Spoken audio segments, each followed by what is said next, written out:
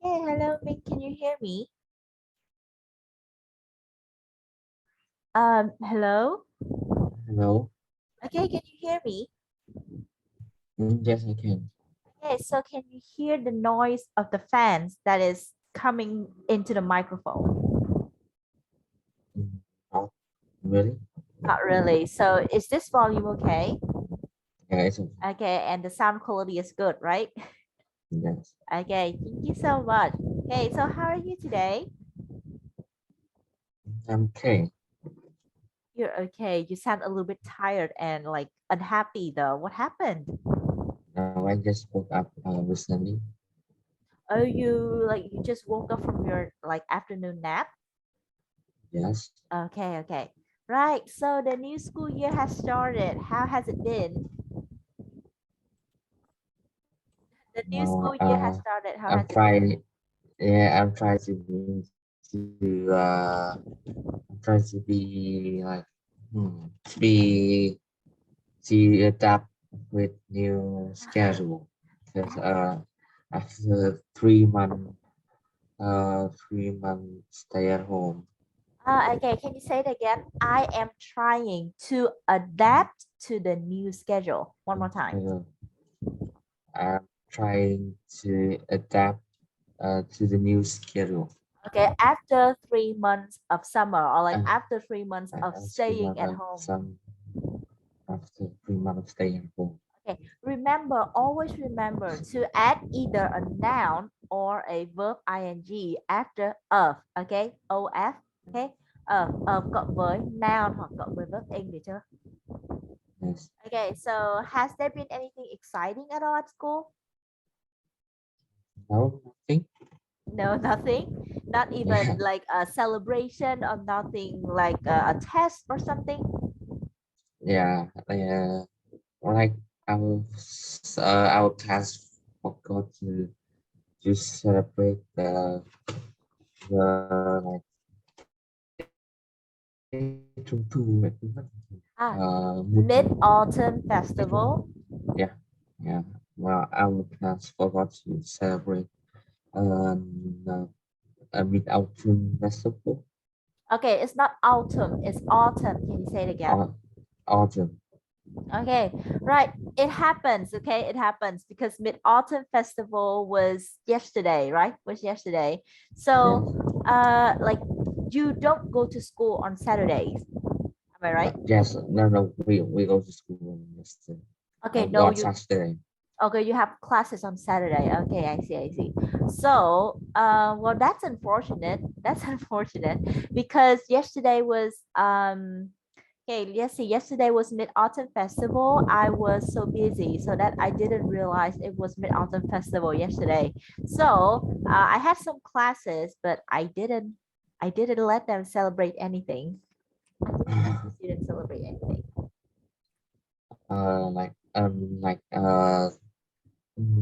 Yesterday night, our building has Oh, celebrated the mid autumn autumn. festival, autumn in festival Mhm. in the first floor, Ah, and this was it was kind of interesting. it was kind of interesting. So Like it was pretty big because after 2 years of the pandemic, so they couldn't celebrate the festival. it's So okay. this year they make it bigger than normal. Like okay, bigger than usual. Can you say it? So they made it bigger than usual. Ok, chúng ta có biết cái kiểu mẫu câu mà than usual này không nhỉ? Tức là làm điều gì đó lớn hơn, đặc sắc hơn, đặc biệt hơn thường khi. Được chưa? Yes. Okay, so wow, you made it bigger than usual. I see. Mm. Right. So, but like, was the festival only made for children, or was it made for adults also? Oh, it is most of it are for children. Okay, most of it was for children. I see. Well, I guess you can still enjoy the environment of Mid Autumn Festival, right? Because you're Yes. technically it's not like you technically are not an adult yet, so you can still enjoy the moment while you can. Right. So that was about the autumn festival and the new school year. So how about the holiday? You know, the Independence Day on September 2nd. Did you and your family go anywhere? Yes, we go. We went. And then we went to our hometown to visit our grandparents. Okay, See? so to visit your grandparents. Yeah, yes, yes, Okay, okay. So was it exciting or was it good or anything happened? no, nothing is. Kind of, Mm, kind of yeah, boring. yeah. Kind of boring. Okay, so are you the only like are you the only child in your hometown or did you have like a lot of cousins there? Uh, I do have a lot of uh, Cousin. uh, yeah, cousin. Just in like my thì con lại quên mất đâu nội ngoại hôm trước cô kể. À, Minh nói lại được không nhỉ? Cô không nghe thấy. Con lần trước cô có bảo về ông bà ngoại ông bà nội trong tiếng Anh thì con lại quên. Đấy, À, hôm bà nay ngoại bà nội đúng không? Là ví dụ như là grandmother on my mother's side thì sẽ là bà gì đấy, bà mà ở phía bên mẹ của mình thì sẽ là gì? Là bà ngoại đúng không nào? ngoại. Yeah. Đúng không? Rồi còn nếu mà on my father's side mới là bà nội. Okay, continue. Like on the my mother on my mother's side, I am the oldest Oh. cousin of the oldest You can say oldest friend, child. the oldest child on. Okay, okay, I see. You can say that. You can say it on my mother's side. Okay, on my mother's side, I am the oldest child of the family, right? Yes. Okay, good, good. On my mother's side, I'm the oldest child of the family, right? Okay, so it's difficult to find a person to talk to when you're this old. Okay, Not really because in the when in my grandmother in of my dad, uh, like we like we do have a lot of I do have a lot of cousin here who has the same age as me. who is the same or who are the same age as me. Who was same age as me. Okay, So I it's more exciting. okay. Yeah, I kind of understand that that differences because I have okay, we both have two families, right? We both have two Yeah. families. Like Yes. the family on my father's side and the family on my mom's side. Okay, so the family on my father's side is quite big. We have like around seven relatives, seven smaller families. And for my family, my father is the second oldest son in the house. So technically, I am kind of big, like I'm kind of big in the house, right? Okay. Yeah. And I have a lot of cousins who are around the same age as me, who are around the same age as me. So we can talk a lot about like things we share in common. But because I go to school in another province, so we don't actually see each other faces very much. Okay. Yes, and on my mother's side, the family on my mother's side is quite small. We have four smaller families, but two of them are in Germany and France right now. Yeah. Okay, two of them are in Germany and France right now. So there are only two families left, and one of them is my family. Okay. Okay, so we don't have a lot of cousins in my in the families on my mother's side, so it's kind of boring, and we never really celebrate anything with the family on my mother's side. Okay, right. Now let's go back to the lesson. Uh, do you still remember what we studied last time? Not really. Not really. Okay, so let's have a quick review. Last time when we talked together, when we studied together, we studied modal verbs. Do you still remember modal verbs? Yes. Okay, modal verbs that talked about what? Modal verbs that talk about advice, obligation, and necessity. Now, do you remember? Yes, yes. Okay, advice. Okay, which modal verbs can we use to give advice? Mm, should and ought to. Ought to. Can you say it again? Should and ought to. Should and ought to. Okay, good. Right. So which modal verbs can be used to talk about obligation? Yes, must and have to. That's Must right. and have Must to. and have to. That's right. Obligation. Obligation is the fact that you have to follow a certain rule. That is obligation. Okay. Right. Yes. So must and have to are the perfect example to talk about obligation. Okay, or talk about situation where you need to follow a rule. Okay, and then we have the modal verbs to describe to talk about necessity, and then we have these: don't have to, don't need to, or needed. Okay. Now, okay, do you remember be supposed to? Because be supposed to is kind of special in this situation. So, like, it's supposed to is about rule.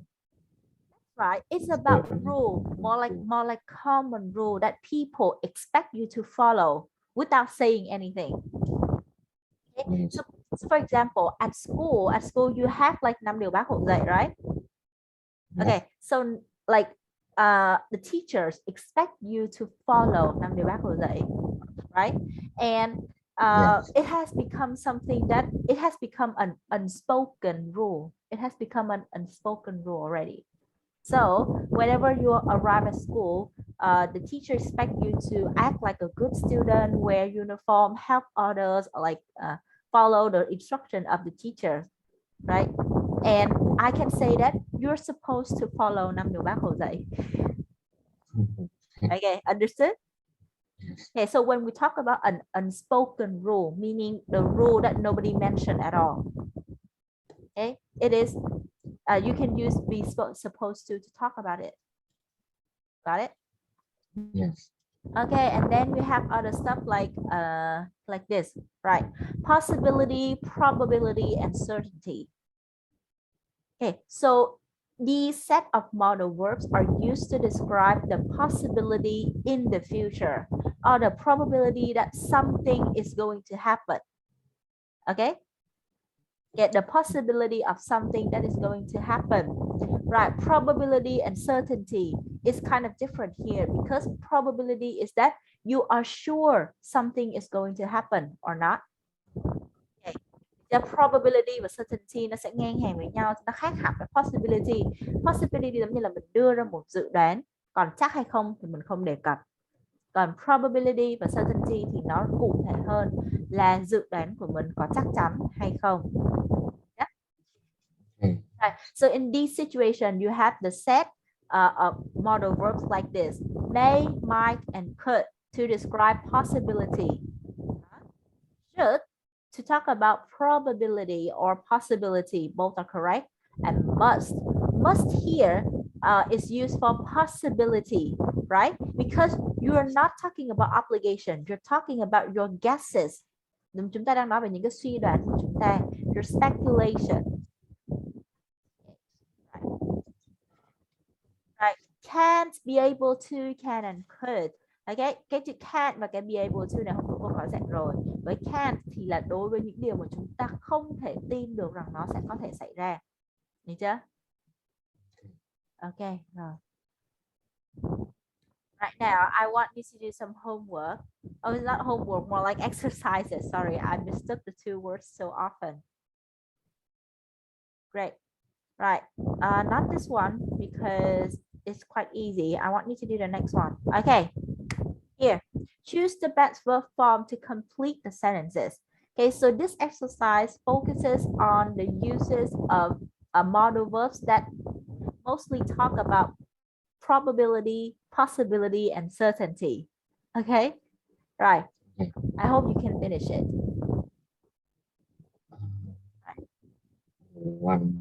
Number one is the boy can be looked.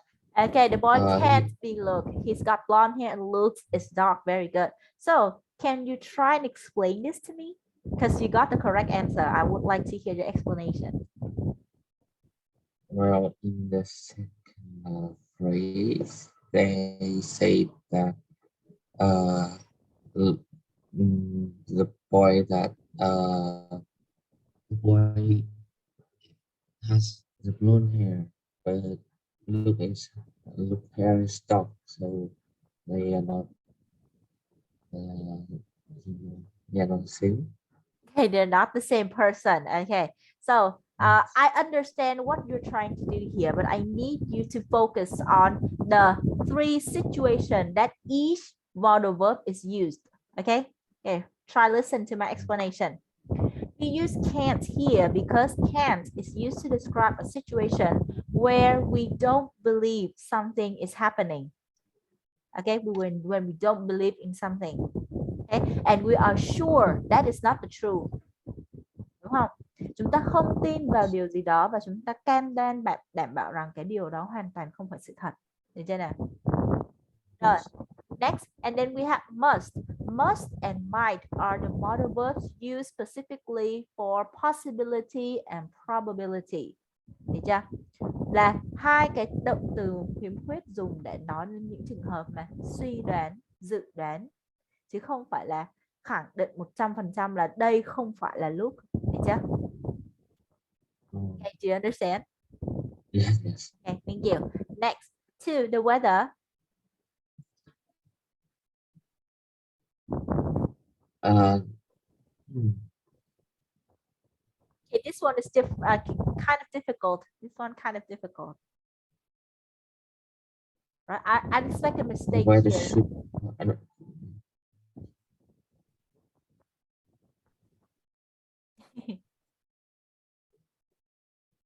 Right. the, Just, I, the weather can be hot on our holiday. I can't speak.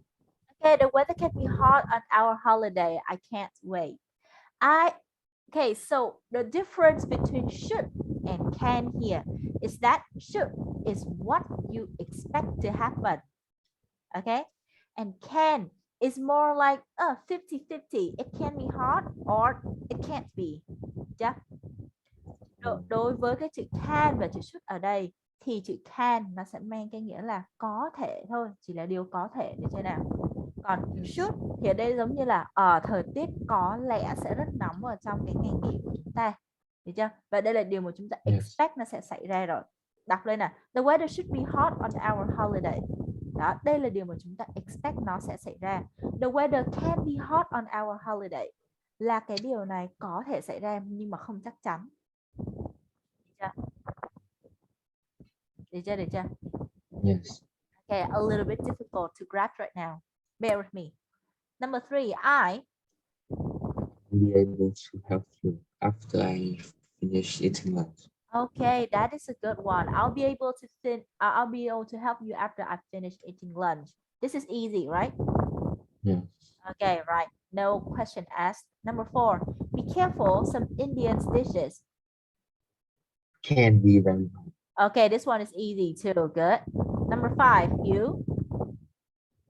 You must be delighted to have won first prize. Okay, right. Tell me the category of this modal verb.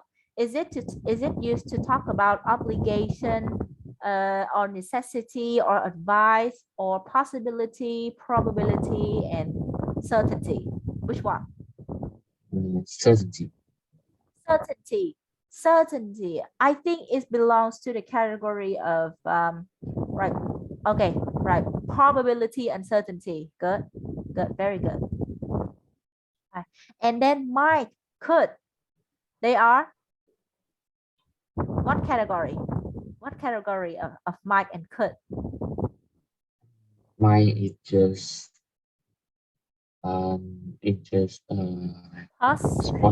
possibility. Okay, possibility, and also see could, possibility also. Okay. Mhm. All right. Next, number 6. I'd better answer my phone. Right. It should be my dad. It should be my dad calling. Okay, I agree with you that it should be my dad calling is a great answer here, right? They choose could because they're leaning towards the fact that she doesn't know who is calling, but she's just guessing. Okay, she doesn't know who's calling, she's just guessing. And if you say it should be my dad calling, that you expect your dad to call at this time, right? So Yeah. for example, you don't go to school, like let's put it in an example. Okay, you don't go to school on a bicycle. Okay, but you have your parents pick you up every day. Okay, you have your parents pick you up every day.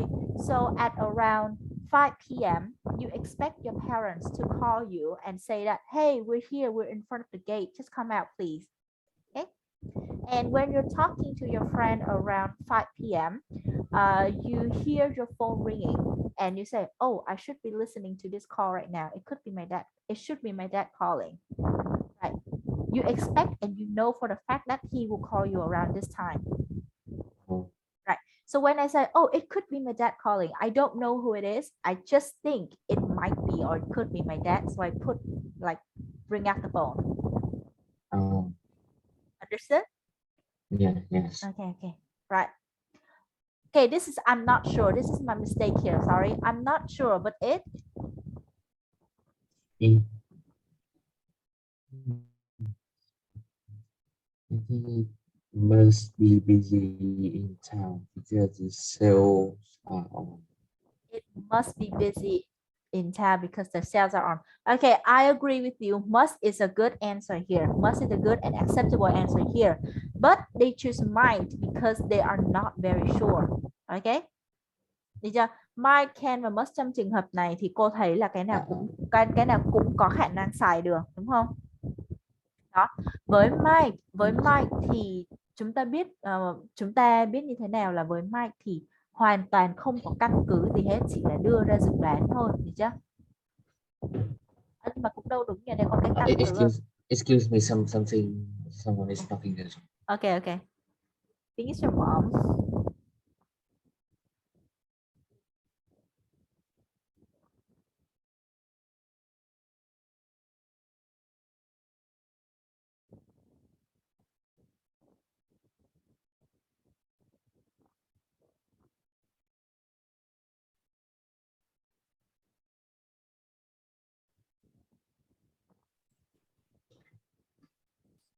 No, Okay, welcome back.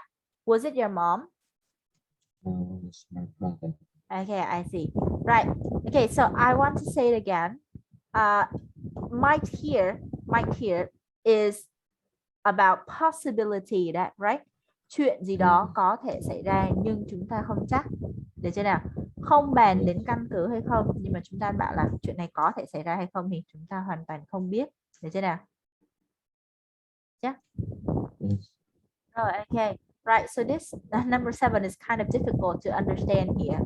Right, but I am sure that it is not C, because if you choose C, you are pretty sure you're pretty sure it's going to happen. It's like you expect it to happen. But the reason that the evidence is they say that I'm not sure, but see she not sure, but she know that it must be so. If they don't use but if they don't use but like I'm not sure, it might be busy in town. It's Yeah. logical. Well, it is, well, if you say it is illogic, it's not logical, right? But it is accepted in the English world. It might sound a little bit illogical, but it is accepted in the English speaking world. Okay, I'm not sure, but it might be busy in time because the sales are on. Right. So as for me, I accept the three answers here because they're quite very similar to each other. Cả ba câu này nếu như mà là cô chấm ấy, thì cô sẽ chấm đúng hết, là bởi vì sao? Thực sự là nó khá là giống nhau, đúng không nào? Đó, nó chỉ khác nhau một chút xíu ở cái sắc thái thôi. Với might là không biết hoàn toàn, can là mình khá là chắc chắn một chút xíu nào, và must là mình khả năng chắc chắn của mình sẽ cao hơn, được chưa? Rồi, khác nhau ở cái sắc thái là riêng về sự chắc chắn. Might là I'm not so sure. Đó, and can thì là mình có biết một chút thông tin, mình hơi chắc chắn một tí xíu, và must là cực kỳ chắc chắn. Okay. Right. Okay, I need you to rewrite the sentences using the words in brackets. I think you already did this, right? I think you already did this. Yes. Okay, right. Okay, you already did this. Okay, so let's review quickly. Right, I recommend buying a phrase book. Okay, you can change it into you should buy a phrase book. Should we leave a tip? If they want us to use the phrase supposed ed here, you have to use be supposed to. Okay, so are we supposed Yes. to leave a tip? Right. 3, they won't let you enter the temple in shorts. Okay, so mustn't.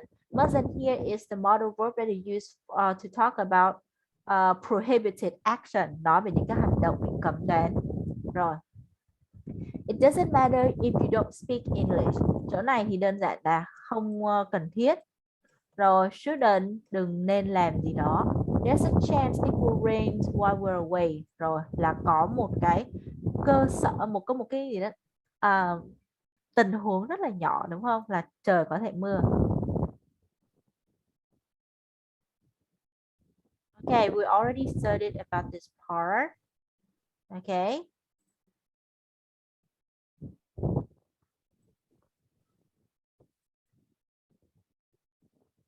Right.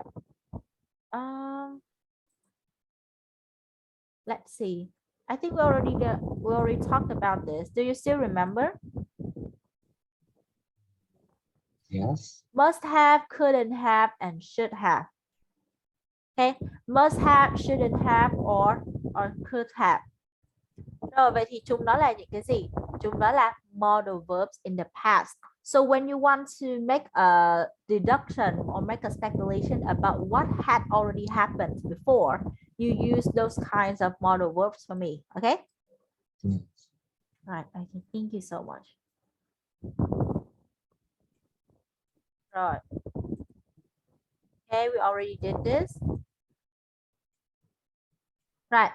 Match the modal verbs from task 8 with the rules. Okay. Right. Okay, so we have some example here.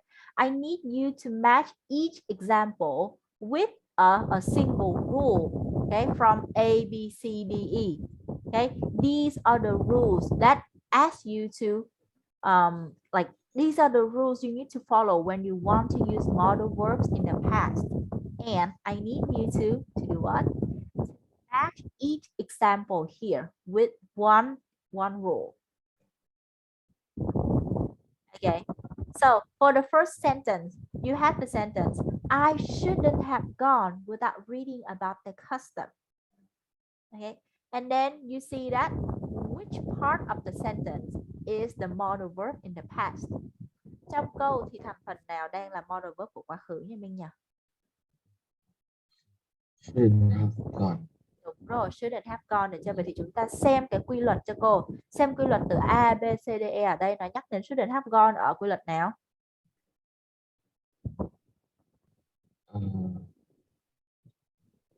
B.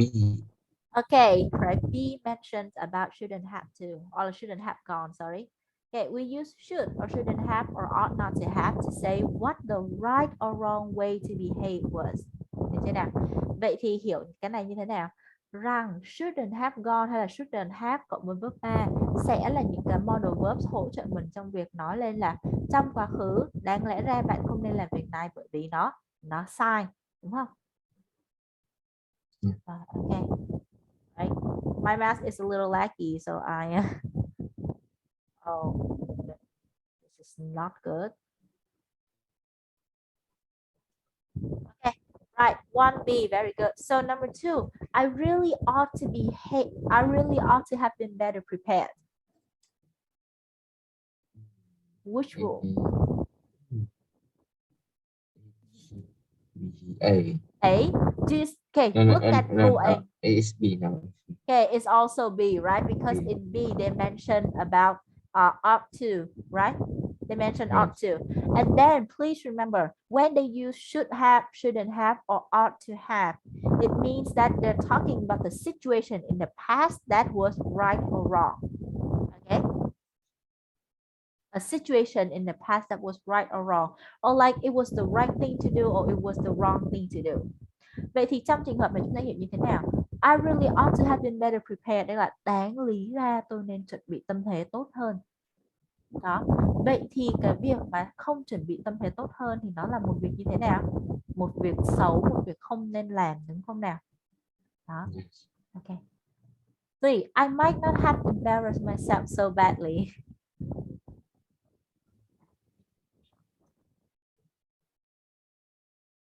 I think is it should be C. It's BC. Might have. We sometimes use exclamation with might have or could have to tell somebody how we think they should have behaved. No, this is not C. It is instead A, right? If I remember correctly, it is A. Right. Why? Because in this situation, we speculate about the past. Thấy chưa? Chúng ta đang dự đoán về một cái tình huống đã xảy ra. Xem nào. I might not have embarrassed myself so badly. Câu này thì theo cô hiểu cái ngữ cảnh như sau. Đó là bạn này đã làm một cái điều gì đó mà không nên làm. Đó là bạn đấy đã không có chuẩn bị tâm thế tốt. Để xem nào. Vậy thì cái hậu quả dẫn đến là gì? Là bạn ấy khiến cho bản thân mình trở nên một cái trò cười. Đúng không nào? Đó. Rồi và khiến cho bạn ấy cảm thấy xấu hổ. Vậy thì trong trường hợp mà nếu như bạn ấy đã chuẩn bị tốt hơn thì bạn ấy như thế nào? Có thể đã không khiến cho bản thân mình trở nên ngượng như vậy. Được chưa? Rồi vậy thì với trường hợp này chúng ta chọn A, chúng ta hiểu cho mình. Yes. Là đưa ra dự đoán về một quá khứ ha, đưa ra dự đoán về một cái kết quả trong quá khứ. Tức là nếu như bạn ấy chuẩn bị tốt hơn thì có lẽ bạn ấy đã không làm xấu mặt mình như thế. Rồi, number 4, Aki could have told me not to blow my nose in public. The C. It's C, that's right. The exclamation is present here. Trong câu này có sự xuất hiện của gì? Dấu chấm than. Right. Aki could have told me là lý ra bạn nên làm như thế mới đúng. Tức là mình đang khuyên người ta đó, thấy chưa? Mình đang khuyên người ta lý ra bạn nên làm như thế này mới đúng. Mình đang chỉ đường cho người ta luôn. Hiểu chưa? Rồi, ok. 5. The people in the restaurant must have thought I was so rude.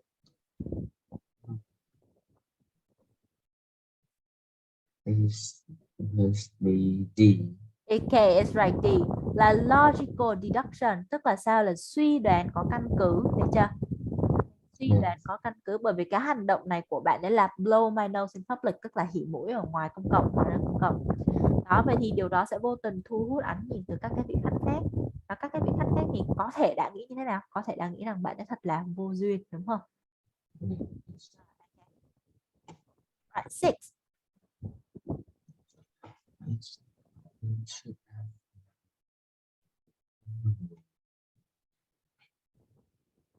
Is E. It's E, that's right. Là chúng ta expect cái gì đó đã xảy ra rồi, đúng không nào? Yes.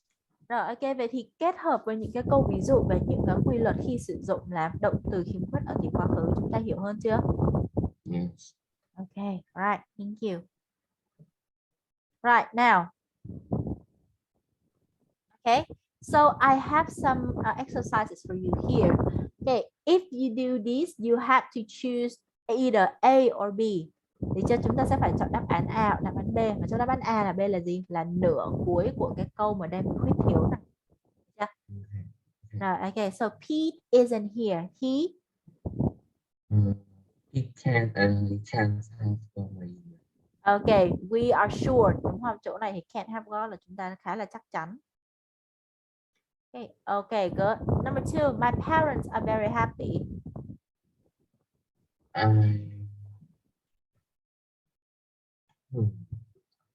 I shouldn't have liked them. I shouldn't have lied to them. Thank you. Good. Number 3, is your cousin driving into town?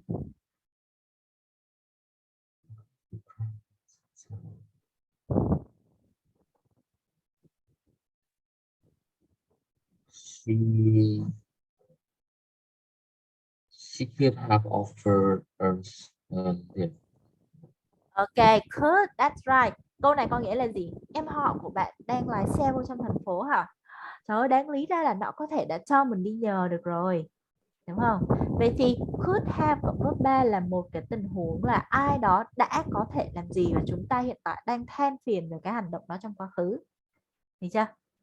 Trong khi đó must have offered thì nó lại mang một nghĩa hoàn toàn khác, tức là dự đoán có căn cứ vô cùng, kiểu như là chúng ta chắc rằng cái sự kiện này đã xảy ra trong quá khứ, mặc dù đây là suy đoán nhưng mà suy đoán có căn cứ, thì chắc là chúng ta khá chắc chắn đó.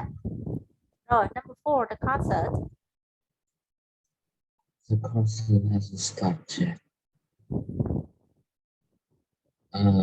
We didn't have rushed to get here. Rồi vậy thì câu này có nghĩa là gì? Là cái buổi hòa nhạc thì chưa có bắt đầu, đúng chưa? Rồi chúng ta đáng lý ra là chẳng cần phải gì, chúng ta đáng lý ra chẳng cần phải vội vàng đến đây làm gì, đúng chưa? Tức là trong quá khứ cái người này, hai cái người này đã đến đây rất là sớm rồi, đã đến đây một cách rất là vội vàng, thì bây giờ cái người A này người ta mới nói với người B là đáng lý ra chẳng cần phải đến vội đến vàng làm gì, đúng chưa? Rồi number 5. We haven't seen Zoe recently.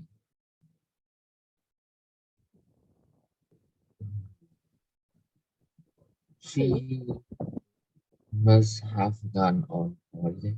Okay, she must have gone on holiday. This is a speculation, but like a speculation with good logical thinking. Được chưa? Rồi, okay. Number 6, I already have some stamps, so I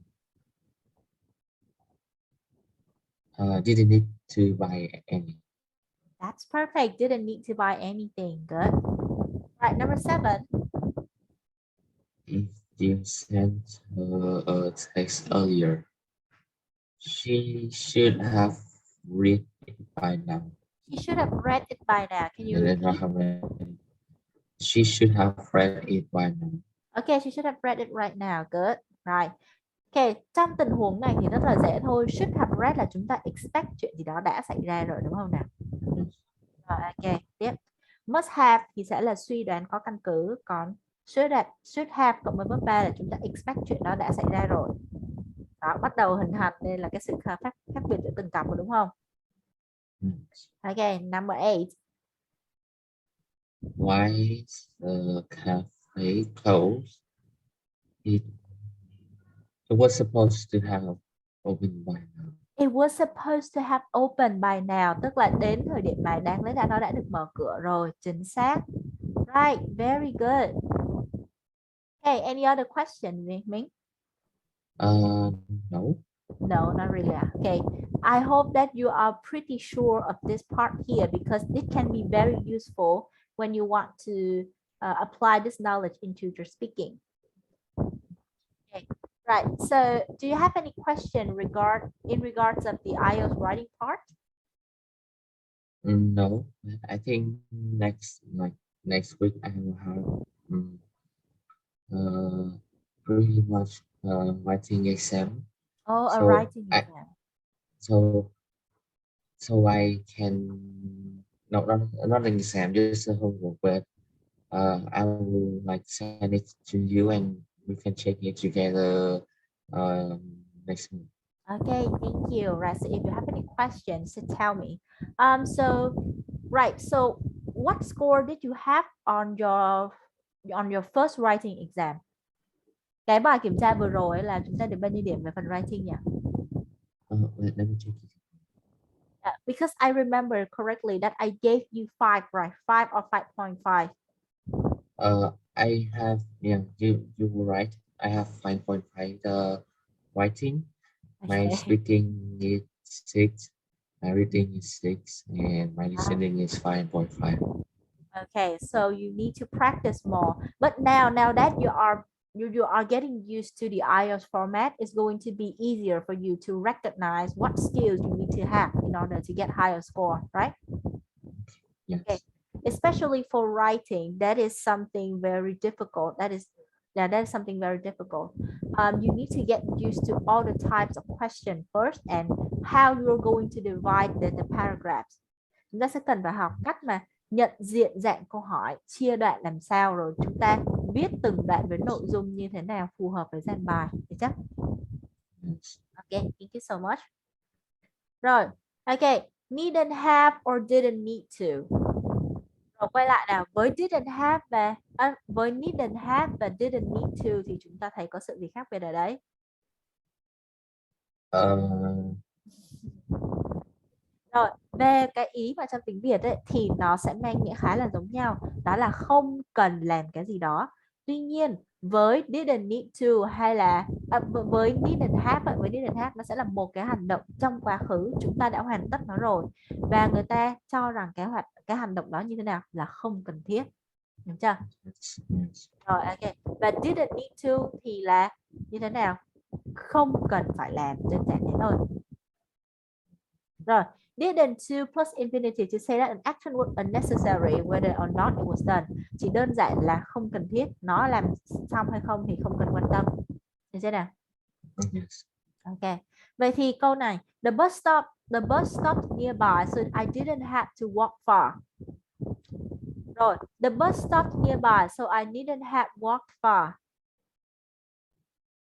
Rồi, là sao? Với câu thứ hai là cái hành động mà chúng ta đi bộ xa như vậy là hành động này đã thực hiện rồi. Bây giờ chúng ta nhìn lại, chúng ta nhận xét rằng đây là một cái hành động vô cùng thừa thãi, là chúng ta đã phí sức, đúng không? Rồi, the bus stop nearby so I didn't need to walk far. Đây chỉ là một lời nhận xét đơn giản về cái hành động mà đi bộ xa là hành động không cần thiết. Chúng ta có thể lựa chọn cái con đường khác. Okay, rồi continue with some other exercises and then we're done for the day. Okay, please help me.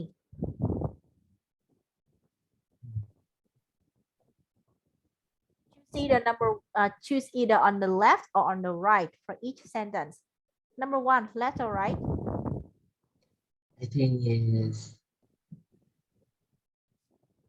I think he didn't need to cook all that. Okay, you say he didn't need to cook all that food, okay, right? And I say it was both.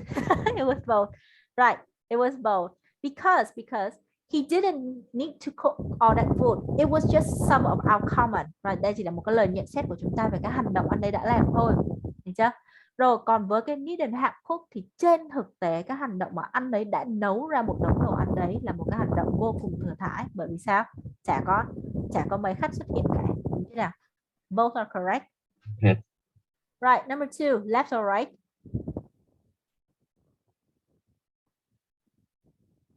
I think we have one of tank of petrol, so we didn't need to stop to get in.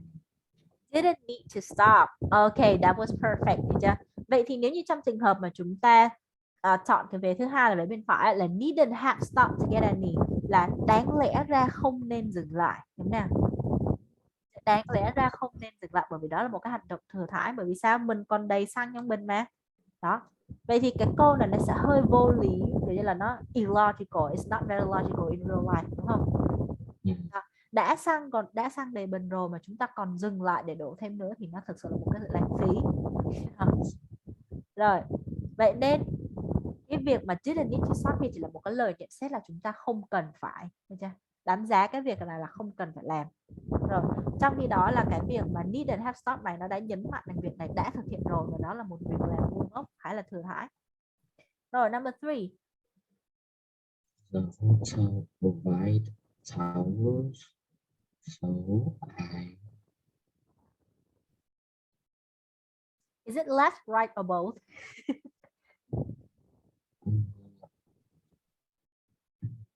Both.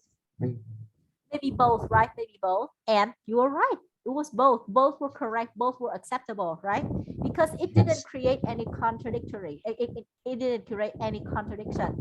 Nó không có tạo nên cái sự mâu thuẫn nào trong cái tình huống ngoài đời thật cả. Được chưa? Rồi, ok. Rồi.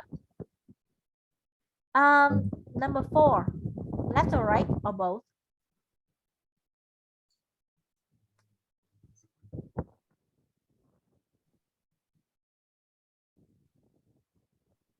They didn't have waited long as the quit was very short. Oh, they didn't have waited long as the queue was very short. Ok. Vậy thì ở đây mình chọn cái bên trái thì tức là việc mà họ đã chờ là họ đã xảy ra rồi đúng không? Và bây giờ chúng ta nhìn lại đánh giá các hành động đấy là một hành động thừa thãi. And my answer for this is, oh my god, why is it so laggy? Oh god. Okay. Didn't need to wait. Didn't need to wait. Yeah, they didn't need to wait long as the queue was very short. Cái này chúng ta nhìn vào một cái vấn đề đó là phải chờ đợi lâu, và chúng ta nhìn thêm một cái chứng cứ nữa, đó là cái hàng đợi rất là ngắn thì chả cần, hiểu chưa? Còn nếu như mà chúng ta đã chọn cái là needn't have, tức là đáng lẽ ra, tức là họ đã đợi rồi, đúng không? Họ đã phải xếp hàng đợi. Vậy thì nó sẽ tạo ra một cái contradiction, là một cái sự mâu thuẫn ở đây, đó là gì? Hàng đã ngắn mà họ còn phải xếp hàng đợi nữa, đúng không? Thì ok, thì nó hơi bị vô lý một tí xíu. Rồi, 5.